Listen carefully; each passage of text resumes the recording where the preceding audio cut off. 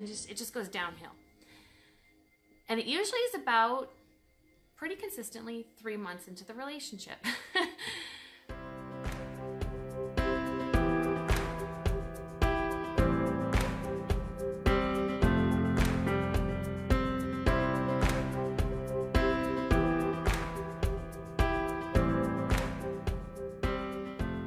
Hello everyone, it's so great to see you again on this happy Wednesday. Today I really want to focus deeply on self-sabotage and understanding how we set ourselves up for this kind of experience. Mostly, I usually talk about predominantly in relationships, but being at the beginning of the new year, that'd be kind of fun to kind of touch base a little bit about goal setting as well and how it shows up there. Most of the time, we think of New Year's resolutions as an opportunity to set goals for our dreams and achieve new things for the new year. Along the way, when we're setting up these goals for achieving new things, we can create little traps of self-sabotage. And it's very unconscious. We don't realize we're doing it, but we can get derailed by a breakup or maybe a death in the family or some kind of emotional experience, and it can shift our goals and dreams and make things a little bit more negative, and we start telling ourselves a story that, I failed again, or we start, the internal negative chatter. And so I really wanted to focus deeply on how when we have resistance or when something shows up in our experience, we start this internal negative talk, and it perpetuates a cycle of self-sabotage.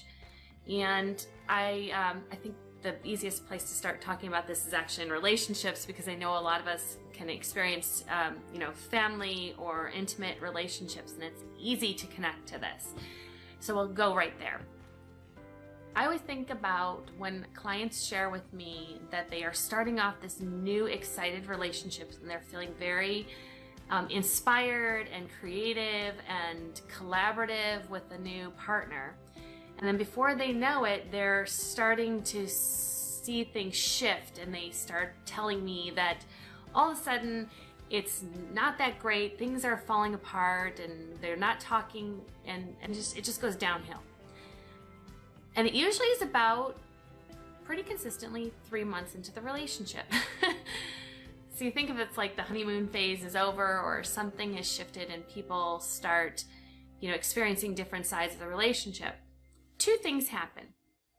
First one is that in the beginning of a relationship, we are very excited and we're showing our best self, and it's new, it's fascinating, it's kind of like a new shiny toy. And we're learning all the nuances about each other, and it starts to kind of cultivate into this really exciting thing. Then as the relationship starts to age and expectations are either not exactly lining up and they start feeling like their expectations aren't met, or maybe they're misunderstood, and instead of having healthy conversations around these experiences, they kind of project onto each other and say, he just wasn't who I thought he was, or she doesn't, call anymore, or she doesn't, she's fickle, she's inconsistent. There's all kinds of excuses. But these were opportunities to have deeper conversation and deeper connection to build trust. And a lot of the times misunderstandings are just those missed opportunities to connect deeper. So when you are in an experience and you are having someone kind of not follow through on their word, or say things that you think might be too good to be true, or maybe you're setting up goals and expectations in your New Year's resolution that might not be achievable, it could be an opportunity to dial back and reassess and really connect to a chance to see things from a different perspective. In relationships specifically, it's a really cool chance to sit there and slow down and see where you've been painting fantasies or creating things that aren't really there, and really get to know the person for who they are. Really step back, really invest in a different perspective of that relationship. Slow down. Don't jump in and get very invested in this fantasy of them treating you a certain way. Because in the beginning, the experience is so unique and so different that it's probably unsustainable over a long period of time. So that really cool opportunity of getting a chance to really know someone for their strengths and weaknesses, and the excitement and the transitions of a relationship can build a deeper relationship if you allow it to unravel or evolve. And not automatically putting yourself in a stance where they have to be something or do something to equal love. And this goes back onto you too as well. So when you really recognize that you're setting goals for dreams and things to be achieved and you're not meeting those demands, or you're not hitting your expectations or your marker goals, it's the opportunity to recognize that maybe I have put too much expectations on the relationship with myself or with the other person. So it's a chance to really dial back and kind of reassess and take a different stance from that. When we do that, we allow change to naturally happen instead of creating that really big resistance or forced change. This happens in those conversations where you say things like, you know, when you did this, it made me really excited and I was very happy. Now that it doesn't happen anymore, I'm not sure what it means. Can you share with me? Or put it even more neutrally and say, I really liked it when you did that. It was really cool. It meant a lot to me. I realized that, you know, things were probably not going to maintain that way, but I really valued that element about you, or the way you shared, or the way that you communicated that with me. Sometimes them knowing that you enjoyed that experience can help them feel safe to be open and share with you again. Not always, but sometimes. If it doesn't work, then it's an indication that maybe it was something that they were experimenting with and it wasn't something they could really sustain. So when we start new relationships, we're kind of learning about each other and we're trying new things and we're doing different expressions, and we can experiment so much that we may not be who we truly are. So something to play with. If you're doing it and you're recognizing you're changing and your expression is evolving a little differently, then you may want to ask yourself, why was I so safe in the beginning and all of a sudden I'm starting to pull away? Is it that they're showing me something? Because I'm a big believer of mirrors. I believe that the person that you're with is mirroring you. So if there's something that you're meeting in that relationship that's causing you to maybe pull back, is there something you're resisting to learn about yourself or maybe that person?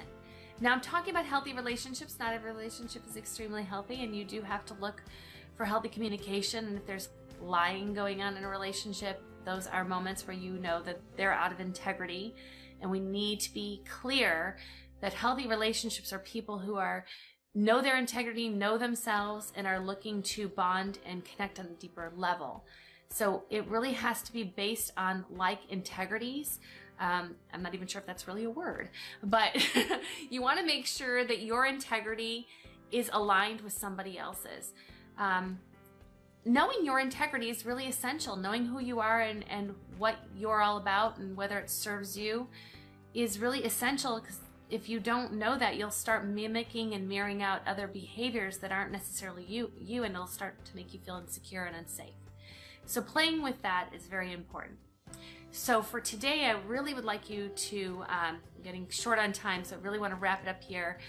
I would love to see you play with learning if you're putting expectations or restrictions on your life that create self-sabotage. And that would look like attaining goals that are really probably not realistic, or not setting yourself up for success by putting such huge goals on yourself and not creating like little marker goals along the way, like I talked about last week.